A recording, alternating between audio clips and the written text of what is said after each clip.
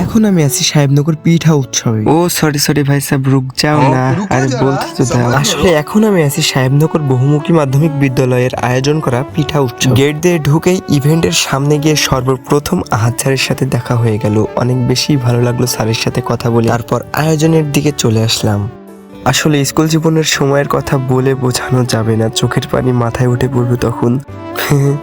যাই হোক, ছোট বোনের থেকে কেকের পুডিং নিয়ে খেতে গিয়ে বিপদে পড়েই গেলাম। সালা, আগে জানলে ফ্রিতে দিলাম, খেতাম না।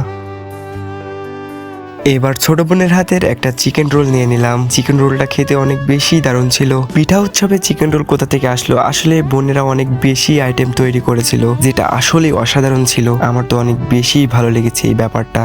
সাহেবনগর স্কুলের আয়োজিত পিঠা উৎসব ছিল এক আনন্দ ঘন ও ঐতিহ্যবাহী অনুষ্ঠান। শিক্ষার্থী, শিক্ষক ও অভিভাবকদের অংশগ্রহণে উৎসবটি প্রাণবন্ত হয়ে ওঠে। নানা রকম দেশীয় পিঠা, স্বাদ ও গ্রাম বাংলার সংস্কৃতি সবাইকে মুগ্ধ করে। এই আয়োজনের মাধ্যমে নতুন প্রজন্ম আমাদের ঐতিহ্য ও সংস্কৃতির সাথে পরিচিত হওয়ার সুযোগ পেয়েছে। যাই হোক, এরপর একটা বরফি নিয়ে নিলাম।